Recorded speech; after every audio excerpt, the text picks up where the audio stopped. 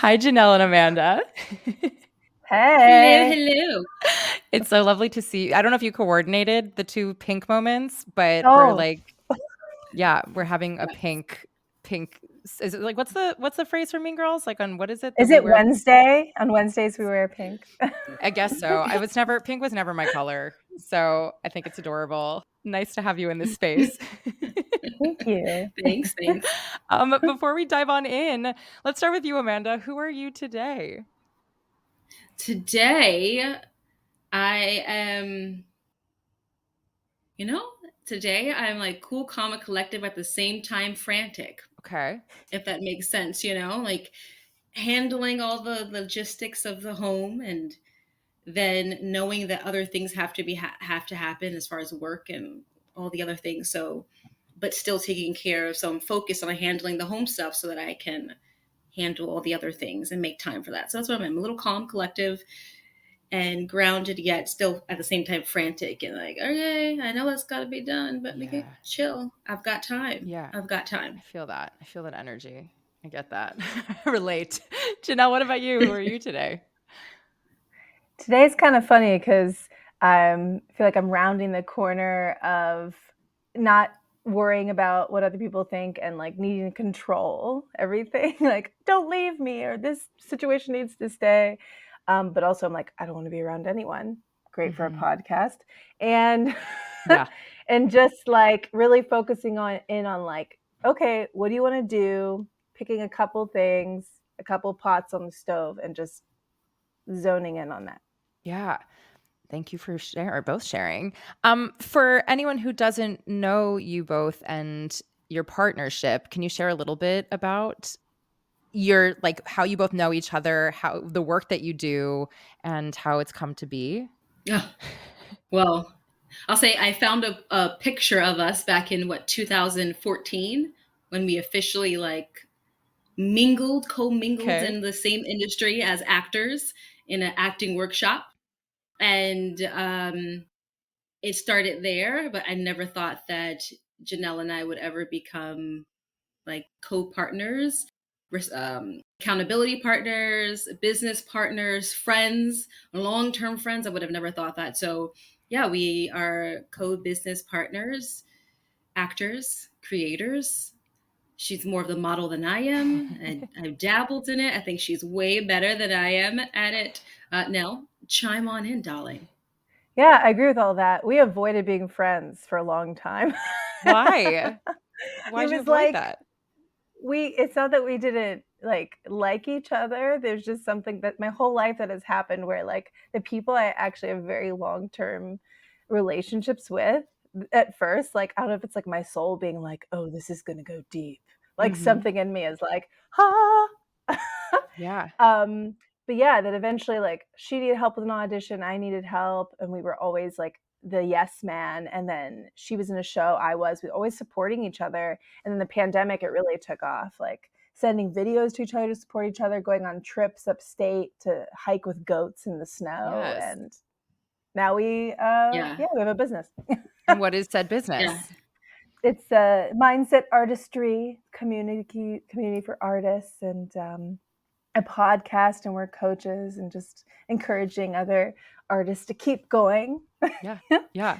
Yeah, How yeah. did you come together to know that this was the thing that together made you a stronger pairing?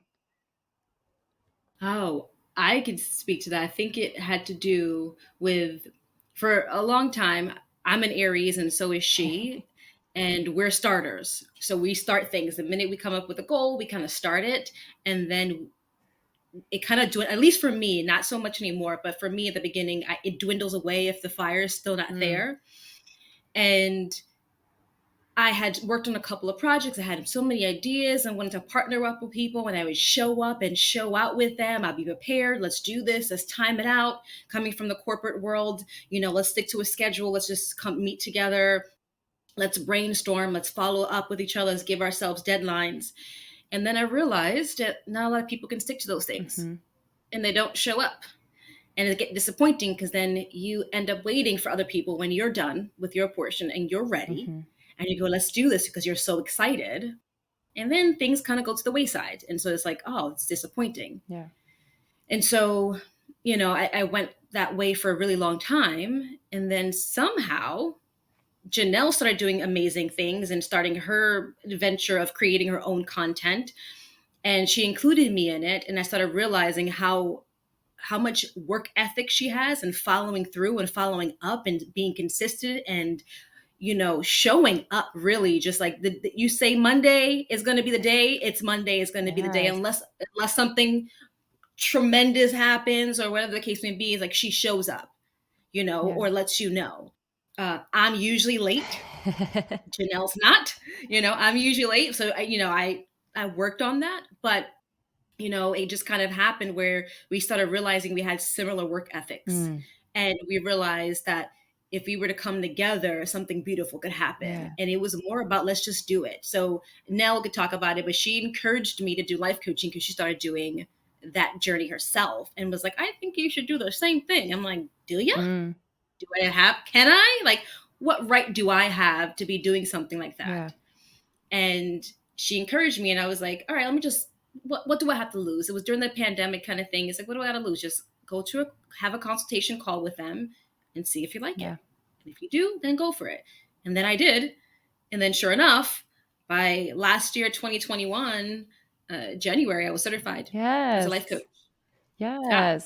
It's when you were talking about like the people in like who don't show up and you're like waiting after you've done your project. It reminded me of like middle school when you were assigned to like a science project and you were like put in a group of people that you were like, why did Tommy and Chad, like those are the people that I got paired with? Like, no shade to Tommy and Chad, but like y'all aren't pulling your weight. And now here I am making like weird concoctions by myself on a weird table. And like, what have you done? And now you're going to want to take my notes. You know what I'm like? Yeah. The crazy part is I wasn't always like that. I was actually the opposite. I was the one that wasn't always showing up. It was kind of lazy. And, so it's interesting now how the tables have shifted and I've walked into that side of me. Yeah. And I think that has to do with me working in the corporate world to really kind of set things into motion if I want to see something happen. But no, yeah, you had something to say. Yeah. And for me, and this is something that is a big goal for me for 2023, but it's easier for me to show up for other people than myself. And having Amanda as a partner, I was like, I'm not letting her down. I love her. I care about her. If I do something that messes up her trajectory, it's going to like upset me. So I was like, okay, we're doing it. And then she kept showing up too. And I was like, yes. Because I had a similar thing where people were like, yeah, I'll be there. And that's okay. Things are meant to happen, I think, as they are, and you align with people in a certain way. And so it's cool because it really pushes me. Yeah. Well, it sounds like you're talking about like a really good collaboration of accountability. I think that's like what I'm hearing. I think so many artists, myself included, it's to find A, consistency, B, like the routine part of something, and C, somebody with whom you can consistently share in that with, I think is arguably like a skill that many of us are consistently striving towards. And when you find somebody with whom you are able to feel reliant upon and then reliable for, I think it really is kind of a match, just because it's a chemistry thing. If you really boil it down, going back to my science metaphor that I didn't anticipate was going to be a theme, like, it's just to really find somebody with whom you're like, oh, we're vibing. Also, I feel comfortable and safe to talk to you. Also, these are things that I'm wanting for myself. It's a very vulnerable place to be able to share in that with somebody, let alone, in the comfort of our own home when we're doing it by ourselves. So I think it's awesome that you both have found that with each other, and it's only making you stronger in the work that you're doing individually, but clearly also as a partnership. I think it's awesome that you found that. Thank you. Yeah. Yeah. And Yes, I think that's why I avoided it too. Like, if actually to answer what I said earlier, because I had a lot of falling out with friends and people in my life. And, when you're younger, at least for me, I had that best friend. Yeah. But then I got older and moved around a lot. My life kept changing a million times. And people would be there, but then they weren't. And I was like, I just don't know. Is it possible for me to have this again? So I was like, I guess I probably saw the potential in Amanda, but I was like, I don't know. Am I wrong again? Yeah. So now Yeah. it's like cool to have that safety, that vulnerability. Yeah. And the trust that you have Yes. to be able to think that this is going to be different this time, that it's not going to be like all those other times that you've loved and lost, you know? I think I mean, I'd love to go down this path with both of you because I think that is something that so many of us artists feel. And that can be obviously with, interpersonal relationships with people in various seasons of our lives when we were younger, when we were starting out, whether we were in a different career path like you, Amanda, whether there's certain, seasons of what we've done that we look back upon. It's like, oh, this person that was so integral to that is no longer in my life, or they are in my life in a very different capacity. And also, let's add in also the opportunity aspect of it too, right? Like our industry, what we do is like, you can look at it as rejection or you can look at it as many opportunities, and you're consistently putting yourself out there, and sometimes they work and sometimes they don't, and sometimes they don't work in real time, but they do in 6 years.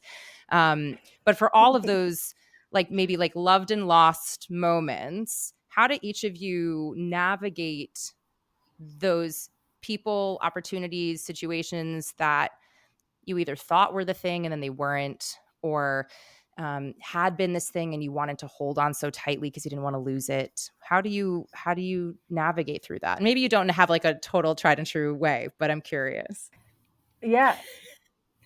The first few years that happened, if I'm just thinking career-wise, with I booked the Travel Channel and I was hosting for them, and then something was supposed to come out of that and then it didn't work out because they chose the other guy and whatever, right? These things that can happen. And then I was working for some of my favorite designers and they had rejected me for 3 or 4 years. And I finally got to do show remodeling for them, for Ralph Lauren. And then I'm a size 8. They decided to use a size 2. And that's fine. It's that girl's turn. But it was like, I just remember, but the good thing is it does get easier, I think. Because in the beginning, I was like, will anything else ever happen? Is this it? Is it over? And it doesn't make it easier until you start to think, okay, but something else is going to come down the pipeline because I did book this, or I did have this opportunity. And if I keep showing up, something else will come. And it's kind of like up and down. And also trusting that I follow my intuition whenever I apply for jobs or choose a street to go down or call this person or that. And it's kind of like, I have an idea of what I'm meant to do in this wild, crazy life, but also you have to be open because like, what if I stayed modeling with Ralph or the Travel Channel? Maybe that would have blocked something else I was supposed to do. And just kind of like letting things flow like water. How in real time do you do that though? Like, were you in those opportunities? Was it like a light bulb moment that was like, oh, this is here, or, oh, maybe I should try this new thing? Like, what was it for you that allowed you to perhaps stay open? For me, I didn't have much of a choice because they just weren't using me anymore. Yeah. And I was just like, okay, but I know I'm meant to do this. And so something else is coming. And I just had to keep telling myself that. And I kind of tell my clients and even myself, I wake up in the morning and I think, okay, if I never pursued acting or hosting ever again, would I be okay with that? And then something in me is like, no. Okay. And then there's other things that I've done in my life where I'm like, what if I left this behind? And I'm like, okay, it's finished. And So do you know that because of constant, like an intuition gut thing where you're like, a feeling? what is it for Yeah, you in your body? Like, how do you know? yeah, like I think the perfect example is also like if I go see a movie. There were a time where I actually couldn't go to see movies because it upset me so much, or watch dance performances because You were jealous? Like it was like you wanted yeah, to be there? Yeah. I was like, I'm supposed to do this. And it's literally like leaving like this determination in my body of just being like it's like a like you have to keep going. You're meant to do that. And all happy for the people that are on the screen. But I was like, I'm supposed to do that too. Same thing happened when I moved to New York City. I'm from the Pittsburgh area, came to New York, failed once, left, and was like, okay, I was wrong. And then I was like, I'll just settle in Pittsburgh, which is fine for some people. But, and the same, that feeling, it's almost like a tightness in my chest and like my gut that was like, nope, go back to New York. And I'm so glad that I listened. And it wasn't easy. I mean, my God, it was another torturous, but now it's okay. Yeah. So what I'm hearing is like this, certainly, obviously, like whether we call it your intuition, we call it your gut, we call it just like you being present with your embodiment of your feelings, but there's something in you that you've learned to trust in yourself for when decisions have to be made, which I think is such a cultivated skill. Like I guess I want to like offer that not everybody has that so attuned, or that they're willing to listen to it. Yeah, There's you have to be so willing. I think people know, and then it's like I literally feel ill. Like I'll literally feel sick if I try to Mhm. go against it. Like Yeah. I've wished I could. You could ignore it, but it keeps Yeah. bothering you. Yeah. Yeah. And also not only but what I'm hearing also is that thing, instead of it being something that freaks you out because then change is coming, it actually is something that in some ways like an inspiration and an excitement that allows you to take the next step, when it could easily plague you, being like, well, I'm stuck, or it feels too pressured, or it's so overwhelming. And yet it's the opposite for you. So that's really cool. But thank you. Yeah. What about you, Amanda? I'm curious. I know like at this point, like the questions have like the question is long past, but it still Yeah, stands if you remember it. you've piled on the Yeah. questions. That's okay. No, no, no. Well, what I would say as far as, I guess following your intuition, knowing when to let people go, I don't think I intuitively listened to myself at least 10 years ago Mm, compared to the where I am now, where I really listen to it. Like, don't get me wrong. If my gut kind of feels uncomfortable in a situation, I'm like, oh, maybe this is not for me. I should leave. yeah.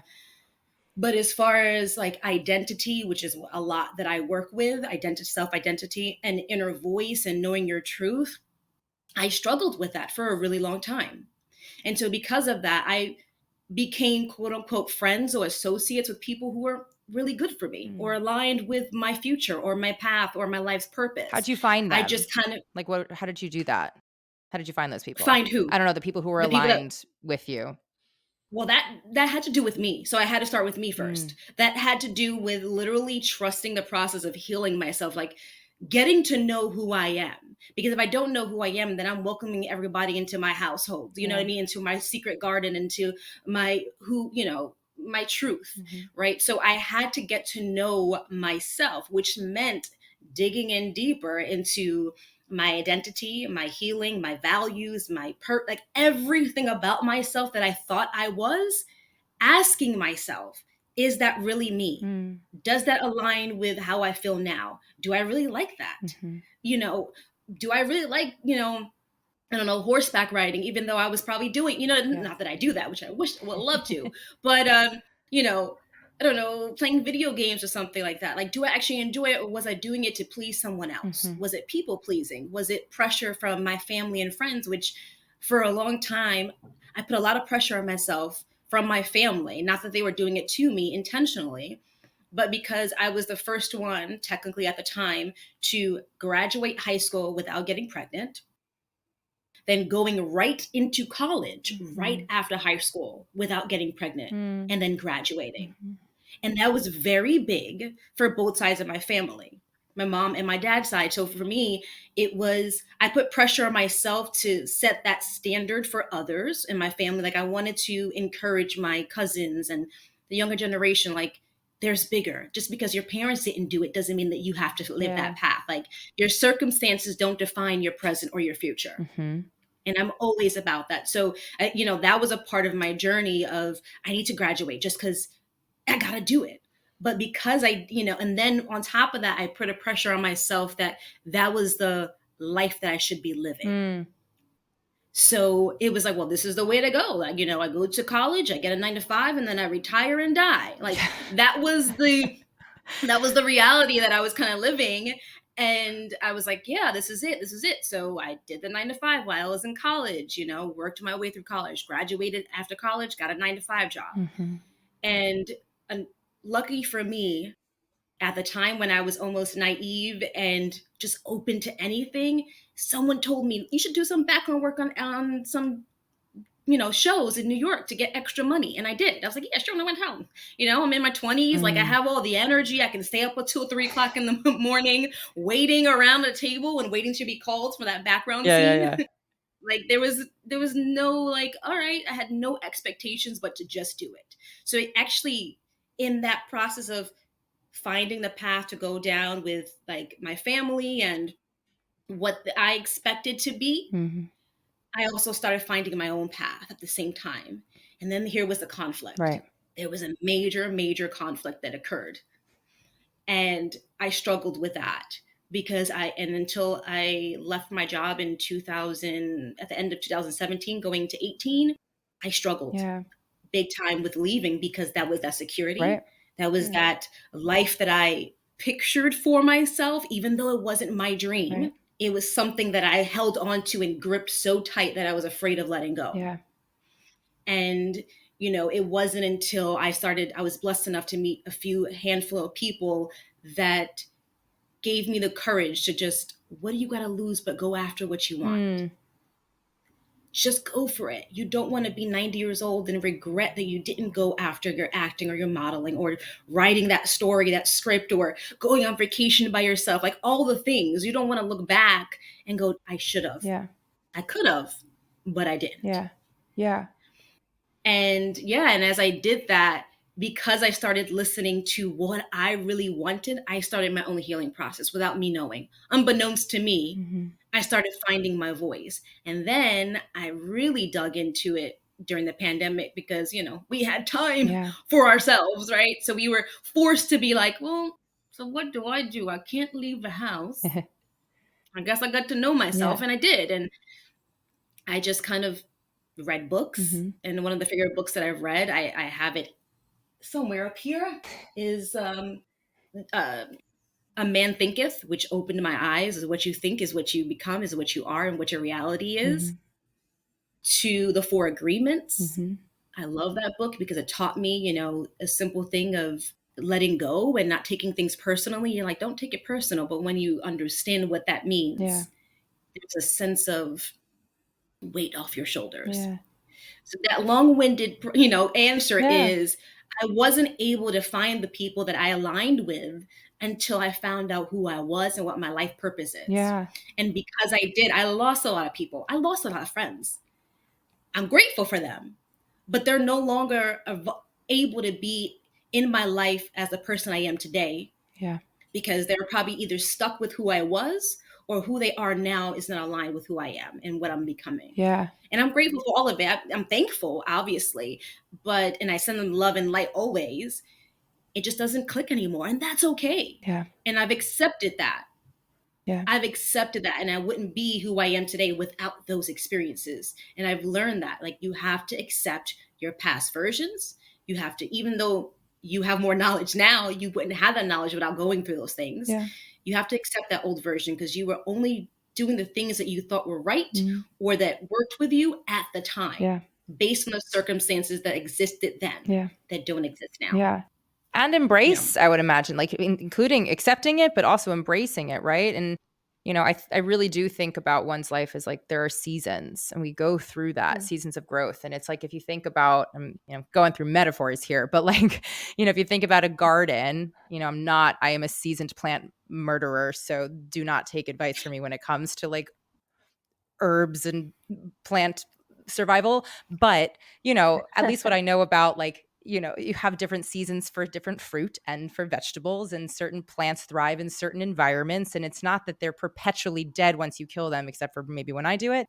But like besides those plants, it's like they come back when they have more sunlight, when there is the certain type of moisture, right? When they're surrounded in an environment where they can thrive. And I think so too are we the same, in that there are certain environments where we are able to thrive and come to life. And then there's certain times when really it just isn't that, and it's not a bad thing. It's just like sometimes you have to sit in the darkness for a second to recognize that there is eventually going to be light when you finally get yourself back into an environment, a space surrounded by people who support you and give you what you need, and vice versa. The other thing that I hear from what you so beautifully shared, which thank you, is just, this idea of expectations that we have for ourselves internally, but also from our spheres of influence, be it our families, be it our friends, be it society, whatever, and how in addition to us traveling on our own life journeys, it's a matter of us really clocking when something is stemming from our own expectations for ourselves versus something external, and when and if we have agency in actually choosing to listen to either of those things. Yeah, I would say, as far as the expectations, when it comes to that, you really have to, this is when it's really important to get a grip on yourself. Mm-hmm. Because when you get a grip on yourself, then you're in tuned with what those expectations are. Right. But I would say the best thing is learning to set boundaries with not only other people, but with yourself. For sure. Because and I was very uncomfortable with setting boundaries. Like, I guess to a certain circumstance, I set boundaries like family. Like, I'm not doing that, y'all. Like, I won't cross that line. But then there were certain things that I was tolerating from people who were clearly hurting me. Yeah. But yet I still somehow made up an excuse. Made up some type of excuse where I lived in the hope rather than the reality of it, the matter of fact. Yeah. And so I just tolerated it. In reality, I wasn't taking responsibility for the actions that were happening, and I wasn't taking control of myself. I was letting other people control me. Yeah. And when it comes to these expectations, it's really important to take a second and tune in and ask the questions of, is this my expectation or someone else's? And am I okay with it? Right. Because it's okay to have expectations. I mean, you shouldn't live your life around expectations, but it happens. It's just a reality. Yeah. Like, we expectations with family, with love and relationships. Like, you should know that I'm having a bad day because I came in stomping my feet. Like, like, read my mind. Aren't you not a mind reader? Hello. Right. Like, we have these expectations that may be so grandiose and like sometimes unrealistic.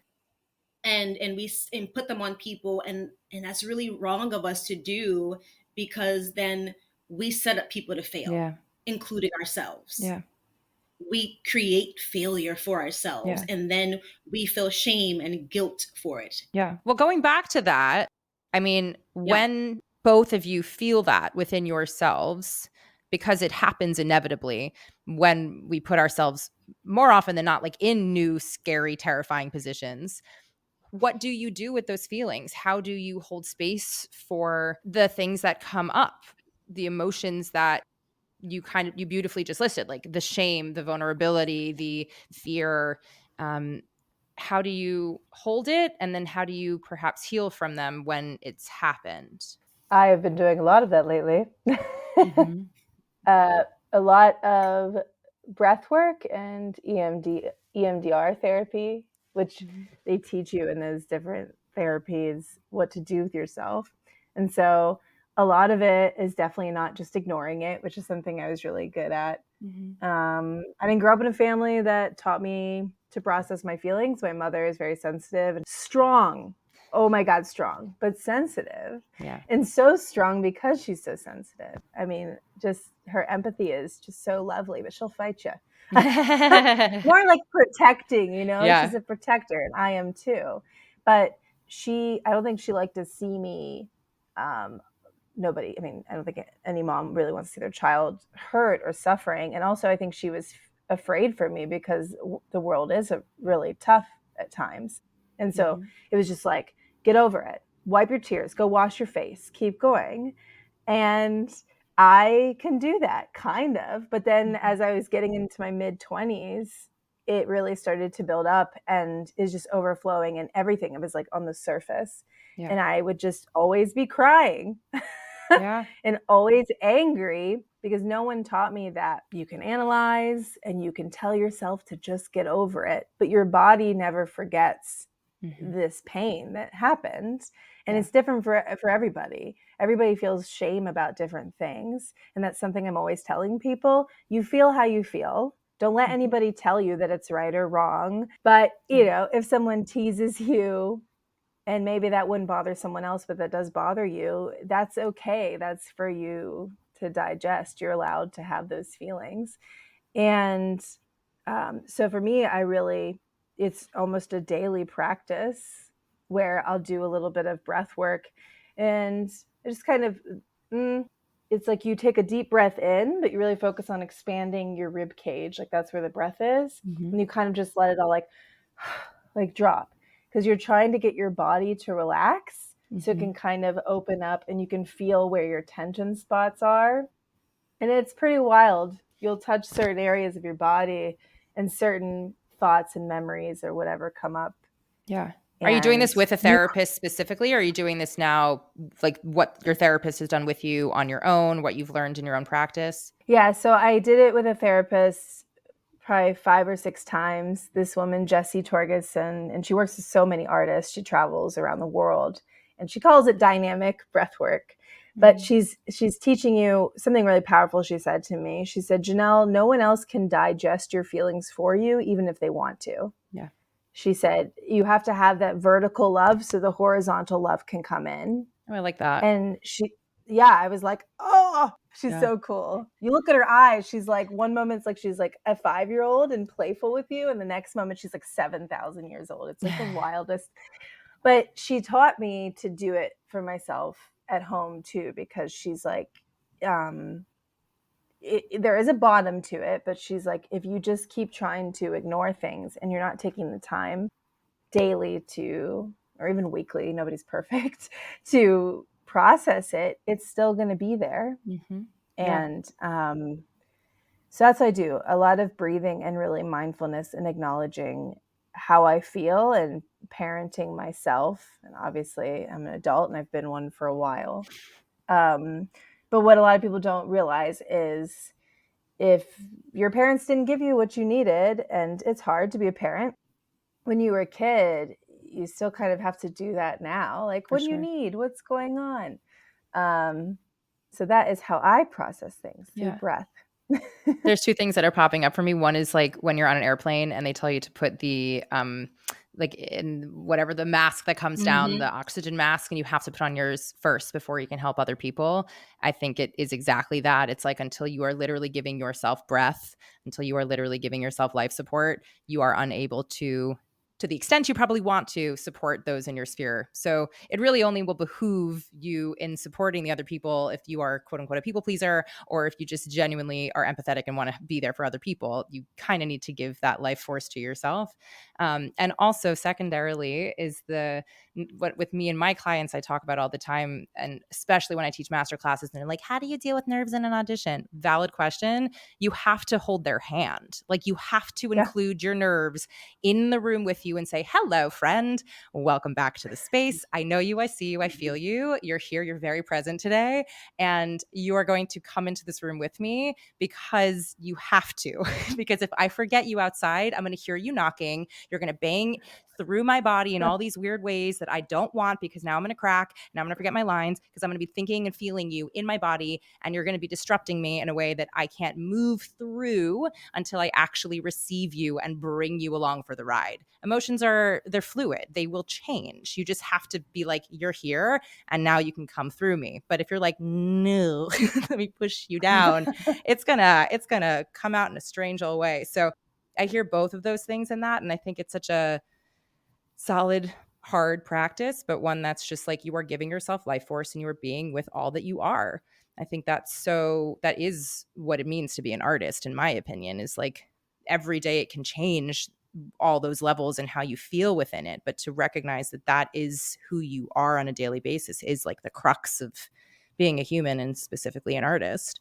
Yeah, and it helped me because I was so angry, because I mean, so my brother has autism and he's amazing, but I was always just trying to help him, and I'm always wanting to help other people. And for so long, people were like, but you have to make sure your cup is filled. And I'm like, what are you even talking about? Like, there's no time for that. So many people need help. Yeah. I couldn't understand. Like, I am helping people, but not, it's like I'm just like half there. Yeah. And just, and then I was forced into a corner because it felt like nobody really, like, I would keep saying why I was upset, and because I don't know, the universe is funny, and it got to the point where like nobody was listening anymore. And that's why when Jessie was like, no one else can digest your feelings for you, was really powerful for me, because it's just like, you have to help yourself, Janel.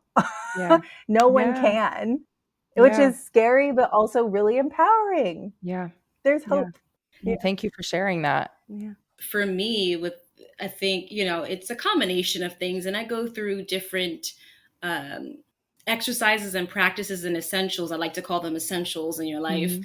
Uh, there are times when I've done, like, I went to Paris and I worked with a chakra energy How person who cool. really worked on amazing, amazing. And it was so interesting. I was avoiding, I grew up at being Black and Puerto Rican. You get over it. Like, it's life. Get over it. Like, that's it. There's no like discussing your Mm. emotions. There's no, like, just get over it. Like, what's the problem? Like, everybody else has done it in the past, so you Mm. can do it now. However, that's very unhealthy because that gets stored in your body. Yeah. And then this is how the ailments start coming up and you start feeling sick. And you're like, why does my back hurt? Why do I constantly get headaches and all these things? Like, they start presenting in your body and then they start flowing into all the other avenues of your Yeah. life. And so 2021 was a big time for me where I set major boundaries with people very close to me. Mm. And I was very solid on that. But after I did it and I followed my path, somehow I felt almost guilty, as if I didn't make the right decision in Mm. setting that boundary, even though I was really grateful that I did because I found myself and I found my voice. Yeah. But it was a relationship that I treasured very dearly, and we kind of lost touch. And Right. there's like, the love is not there anymore. And when I did this work breath kind of energy work, she was like, "Ooh, I can see it in your pelvic area. Like, you're storing that love Mm. in distrust in here." And she's like, "You're carrying the weight of other people, like your mom and your dad, on you." And I was like, "I am?" And they're like, "They're fine. Mm. This is not your path. Like, it's, you have to let go of that." And I was like, "Well, I thought I did." They're like, "No, you didn't. And you have to acknowledge that others, you can't help others heal Yeah. if they're not willing to take that step, even if you see it. Yeah. They're in denial, or they don't want to confront it. Whatever it is, you can't help them heal even though you see it. And you end up holding on to that Yeah. because you hope for the best for them. And so I was storing that in my body, and it was causing me some pain. Like, my right side was really feeling icky and kind of weird, and I didn't understand. So I was doing yoga and the meditation, but it was still showing up.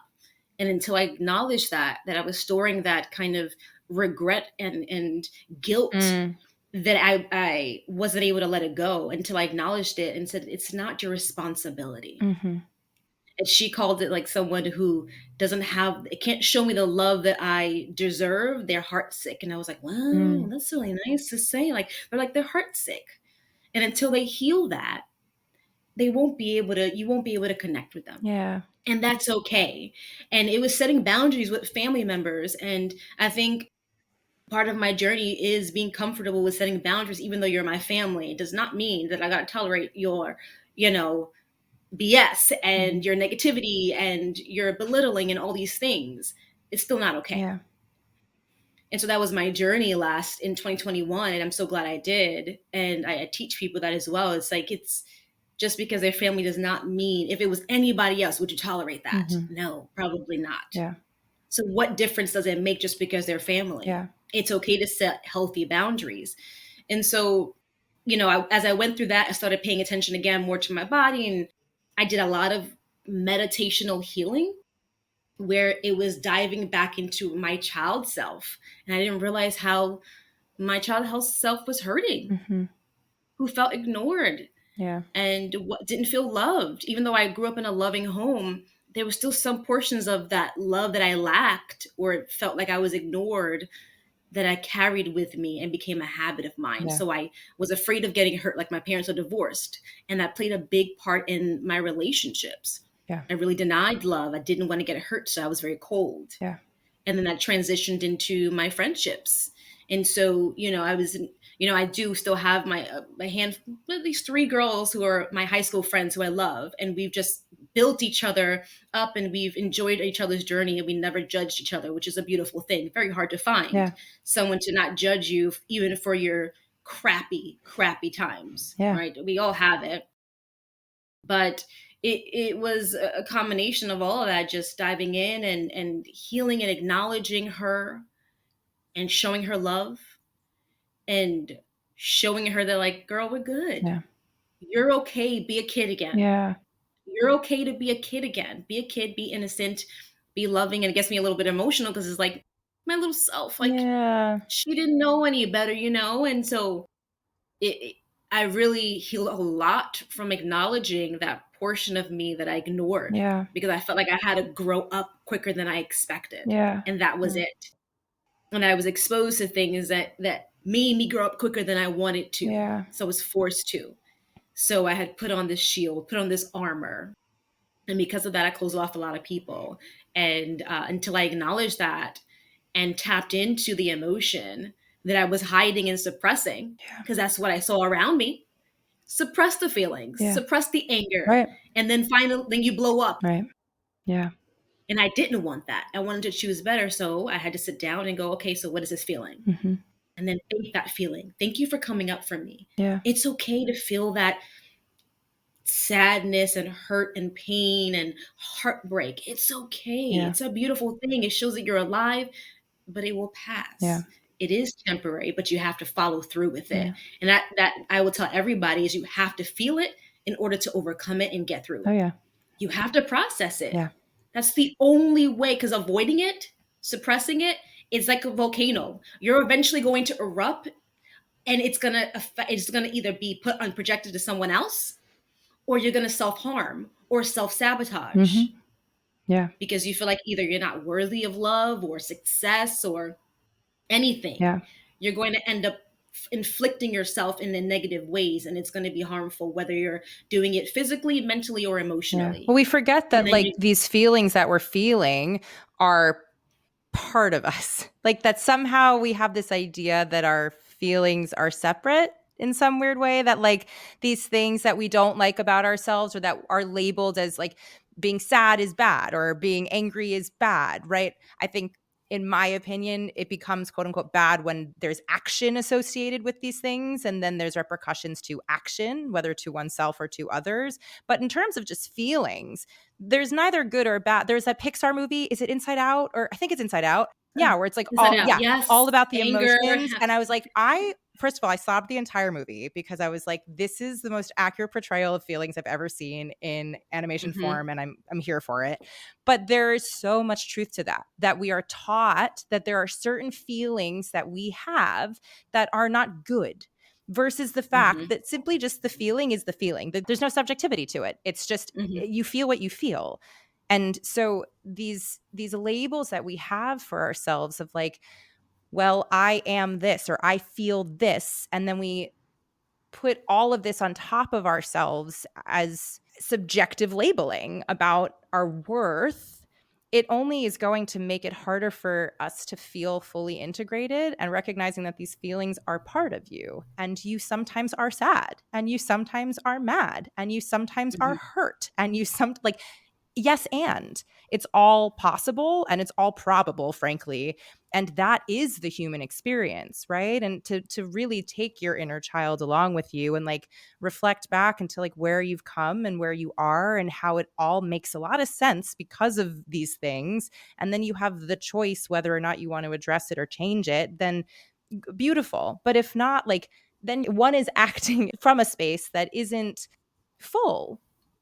It's an isolated, disjointed, in my opinion, sadder way of living and a less full version. I don't know. For me, I'd rather have like the fact that you were just like, it gets me emotional. Like, yeah, why are we not crying about these things all the time? Like, and then 4 seconds later, we're laughing about it, you know, like all of these things are what makes human beings, in my opinion, beautiful. You know, like, yes, we are animals, but like an animal isn't going to have a laughing attack in the corner and then cry about it, you know, 4 seconds later. Like the complexity of the like being able to 1 second do that and the next second, like, ooh, what about that? Like no other being on this planet has that. And so what a more beautiful thing than embracing all of it, which, yes, is sometimes incredibly overwhelming. And yes, there are individuals like a therapist or workbooks or journaling. There's things to be done to help one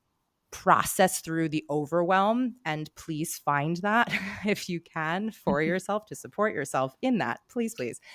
But knowing that that is the human experience and that every single person is in some version of that for themselves, I think there's something so unifying for me when when I look at anybody on this planet and I'm like, you are going through something that I don't have any idea about, but I know that you are still doing it from your own lens and perspective. And because of that, there is a bonding of like, we are all in process all the time. Absolutely. Yeah, I think life is happening for you, not to you. And I think people live in life is happening to me and I don't have, life is happening for you. And if you think of it from that perspective, you have a better understanding of the situation and you can realize that the emotions are natural. It's a universal experience, Yeah. a universal human being experience that you have to embrace. And it's all about awareness and acknowledgement. And once you get those two stages, which are usually the initial stages, the beginning stages of I am aware and I'm also acknowledging, or I'm acknowledging and I'm aware of these things, right? They're not your characteristics. They're just emotions that are currently happening. Yeah. But they're not who you are. Yeah. They're just an emotion that's presenting itself because it's activating something in you. It's part of you. Yeah, it's part of you. It's part of the human experience. We would not, otherwise, like you said, we would be animals in the wild acting like freaking crazy. And, let's dial that. Hold on, wait. Welcome Wait to a New minute. York. Wait a minute. Yeah. Let me take that back, right? Wait a minute, But it's a different version, a different version of maybe, I don't know. Right. I don't know. This is apples and oranges. I don't know. I think sometimes I kind of want to be with the animals. Same. I think they got it right. Same. I think they kind of got it right. I think we take things a little too personal and get a little too aggressive. And like, matter of fact, it's just, but we're all in the survival. A lot of people are in the survival aspect of their lives versus actually living. Yeah. They're trying to survive. And when you're thinking about from a survival perspective and a survival outlook on life, you're constantly thriving to grab onto something and desperately grabbing up to something. And then you become this person that's living in the ego. You're egotistical. You're every selfish in the sense of you're harming others. You're harming yourself. It's not coming from a place of love and light and collectiveness. Yeah. We're all experiencing the same thing, just in different ways. We're all the author of our stories, our books, and whatever you want, the painter, however you want to put it, we are all a part of that process. And until we acknowledge that, you're going to constantly think life is happening to you, not for you. Yeah. As we wind down our time, I know we've bounced around a lot, but with all that we've talked about, is there anything that's on either of your hearts that you maybe wish you knew as you began your healing journey, or owning where you are in process? Or something that you would have told yourself when you were younger, as you were beginning to navigate all of this? I would say that my empathy and sensitivity and desire to stand up for other people and be a voice are strengths and they're good things. Mm-hmm. Because I've had, and I hate to generalize, but especially being a woman, I've had a lot of people be like, sit down, you're so angry, let it go. But for me, having a brother with autism, it's really hard to just let things go when I see that he's in pain based on what other people are doing. Mm-hmm. So it's kind of a weird world to live in, but it kind of made me like a bridge person, because over here I was like, hey, Joe, you're amazing. But let's try this and this. We can kind of jive with other people in the world a little better. Okay. And then I'd be over here. I'm like, hey, he's different. You can learn a lot from him. Can you stop being an asshole? Right. Yeah. And so, but people made me feel like, oh, you're too sensitive and all this stuff. But if I wasn't sensitive, I wouldn't see him. I wouldn't see other people the way that I see them. And so, but then I did have to learn. And then I would tell her, you'll find a way where you can find the balance and really create space for myself to process that pain. Yeah. And that's what I would say.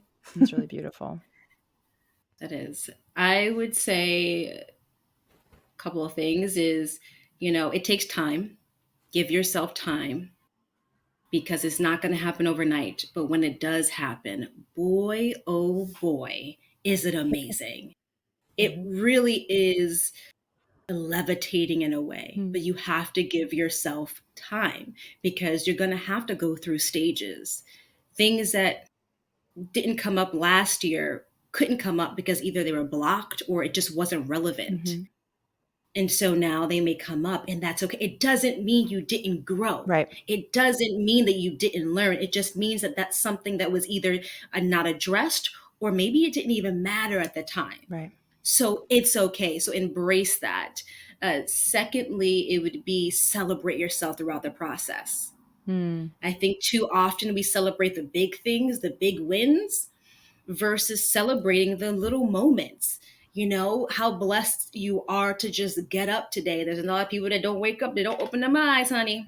And it sounds morbid. It sounds completely morbid, but it's the truth, you know? So celebrating those little wins, celebrating, you know, getting a cup of coffee. I finished a task today, you know, those little things, seeing a friend, looking in the mirror and going, you're amazing. Like those daily affirmations, remember those, because otherwise you'll start listening to other people. Other people's opinions of you will become your reality. Yeah. And I say that, don't let other people's opinions of you become your reality. And so that would be the second thing. And then understand trial and error. There are going to be things that worked yesterday that do not work today. It's a matter of fact because you are different than you were yesterday. It's the truth. You change every day in a way. You aren't the same person. So embrace the trial and error, embrace the failures, and be open to whatever comes up for you. Embrace it, be open to the process because you'll discover a journey that was meant for you that you didn't even know was possible. And it's probably even better than what you expected. Yeah. Yeah. I am so appreciative of both of you for being so open and vulnerable and going on this heart journey this time together. For anybody who is listening who wants to work with you or to reach out or is interested in following along on your journeys, what are some of the best places within your boundaries where people can reach out? I think the easiest thing is to go on Instagram and look up Janel Loves. So that's Janel and then Loves.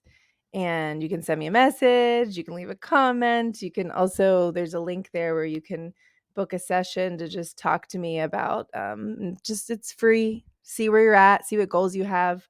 The career mindset coach for people that want to work in fashion entertainment. And just I just want people to know there's always something you can do if you still have the desire. And that's something I've always believed in. I'm like, okay, maybe I want to do more healing work. Maybe I need to apply to more work. Maybe I need to call up my agent.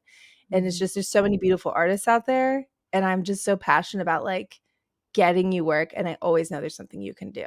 I got you. I love it. For me, it's follow me on Instagram or my website. So it's amandadubois.com. So it's my full name, or at Amanda Dubois. And you can follow me on there, DM me if you are open to having a free consultation. It is free. The first session with me is free. Again, we just kind of talk and create a sacred space for you. I work with the corporate creatives as well as people in the entertainment industry. So I understand the combination because I've been there, done that kind of, thing, and finding your voice. And I really help people find their truth and build a foundation that you can build up that's so solid you become unbreakable and your most successful self in all that you do. And in that, staying true to yourself during that process, because it can be difficult and hard. And, you can get to a point where you break down and feel like it's not happening, but it will. You just got to give it the time and space. And there's always, like Nell said, something to do. You just got to find it and be open to that process. So yes, my website or Instagram. And you can also follow us on our podcast. Yes. Yes, you can follow us on our podcast and Mindset Artistry on Spotify as well as Apple Podcast. And we also dropped a YouTube channel that is just Mindset Artistry, that we just create amazing videos and content that we hope helps you throughout your journey. Amazing. Thank you both so much. Thank you.